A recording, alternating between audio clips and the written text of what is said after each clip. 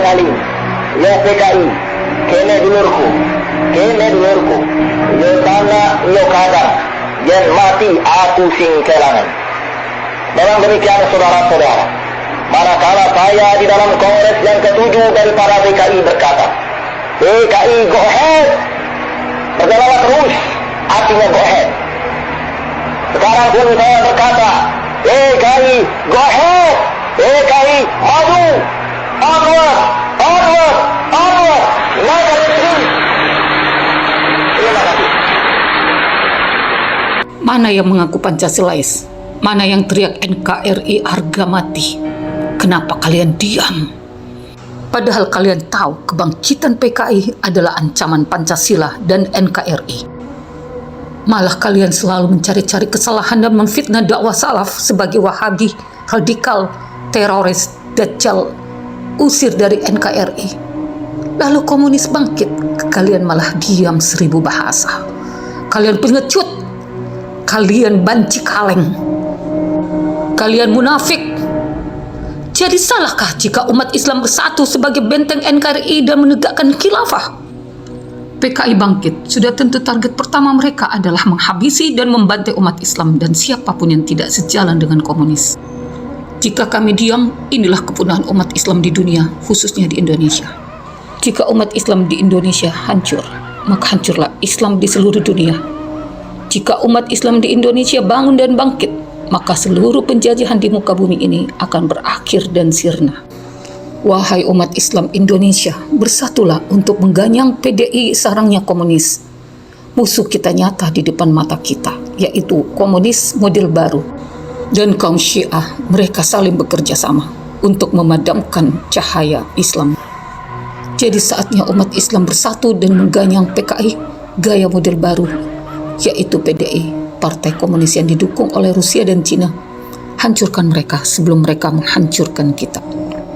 Cara kerja mereka adalah membuat kegaduhan, kekacauan, pembunuhan di mana-mana. Mereka sekarang menguasai medsos, tidak berhenti memutarbalikkan fakta, mengkaburkan, menghilangkan sejarah yang benar. Mereka sangat ahli mengadu domba dan mengalihkan isu bahwa komunis sedang bangkit. Waspadalah dengan cara lecek mereka mengalihkan isu. Kenalilah ciri-ciri kelicikan mereka agar tidak mudah diadu domba oleh mereka. Jika benar fitnah mereka bahwa Pak Soeharto adalah dalang PKI, tentu saja yang hidup di zaman Orde Baru tidak langsung mempercayainya. Karena yang hidup di zaman Orde Baru mengetahui dengan jelas bahwa kehidupan di rezim Orba sangat aman dan damai. Harga yang stabil, tidak ada penistaan agama, tidak ada begal, perampok, tidak ada polisi yang semena-mena. Namun komunis tidak henti-hentinya memfitnah Pak Harto bahwa hidup mereka susah dan mencekam di rezim Orba. Ya sudah tentu hidup mereka susah dan mencekam karena mereka adalah komunis yang memang sedang diburu oleh rezim Orba. Sekarang ini mereka bangkit dan memulai membuat kekacauan di mana-mana. Polisi, TNI, dan pemerintahan pun sudah dikuasai mereka. Bahkan mereka membuka pendaftaran baru untuk merekrut rakyat sebanyak-banyaknya menjadi TNI sebagai pembela negara. Tanpa persyaratan dan dijanjikan gaji, tunjangan hidup, tunjangan kesehatan, dan lain-lain. Sama persis komunis dulu bagaimana cara mereka merekrut anggota komunis dengan menjanjikan uang dan kehidupan yang enak dan nyaman. Dan mereka berhasil menjerat orang-orang menjadi anggota mereka. Sadarkanlah anak-anak milenial dengan sejarah G30 SPKI dan film Operasi Trisula agar mereka mengetahui cara licik dan kejam perbuatan komunis sebelum filmnya dihapus oleh peraturan baru lagi. Karena incaran mereka adalah anak-anak milenial yang tidak tahu sejarah yang benar, dengan mudahnya mereka akan mengikuti dan mengerjakan apa saja yang diperintahkan oleh komunis. Yang penting dapat uang dan tunjangan, padahal mereka hanyalah dijadikan tumbal saja.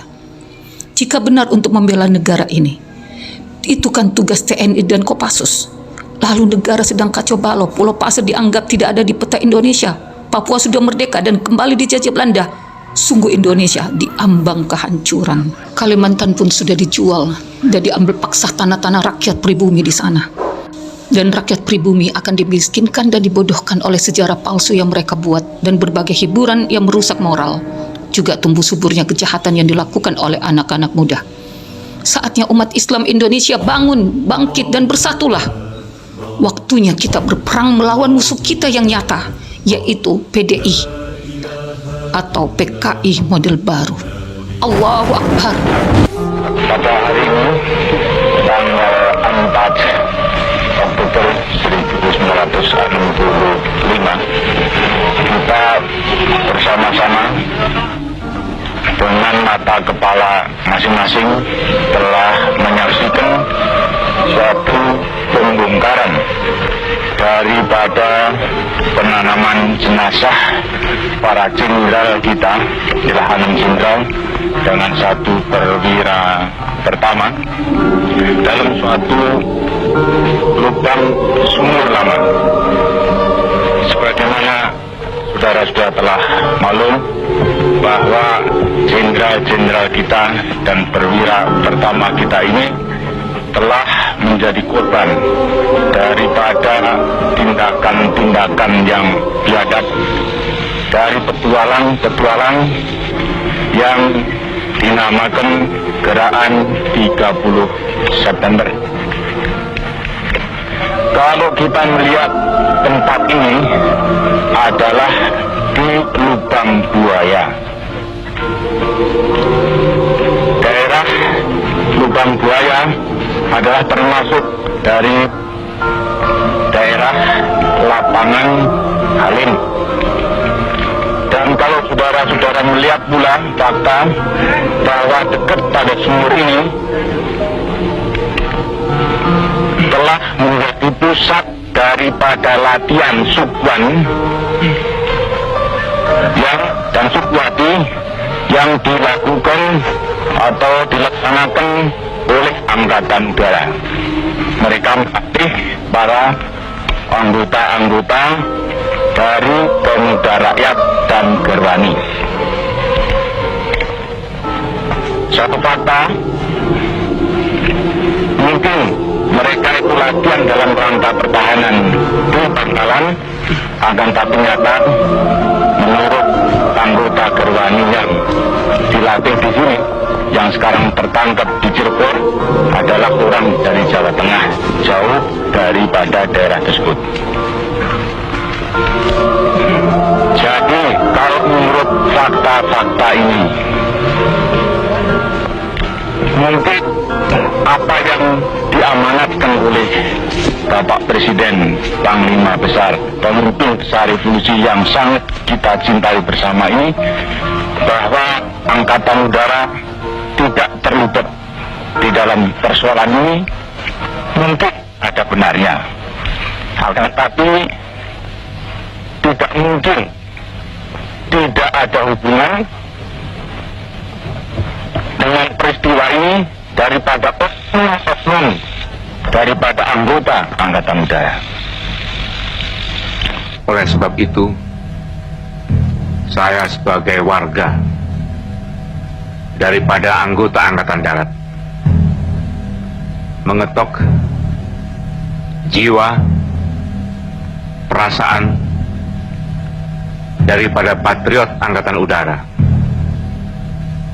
Bila mana benar-benar ada oknum-oknum yang terlibat dengan pembunuhan yang kejam daripada para jenderal kita yang tidak berdosa ini, saya mengharapkan agar supaya para patriot anggota Angkatan Udara membersihkan juga daripada anggota-anggota Angkatan Udara yang terlibat dalam petualangan ini. Saya sangat berterima kasih bahwa akhirnya Tuhan memberikan petunjuk yang terang jelas pada kita sekalian, bahwa setiap tindakan yang tidak jujur, setiap tindakan yang tidak baik pasti akan terbongkar.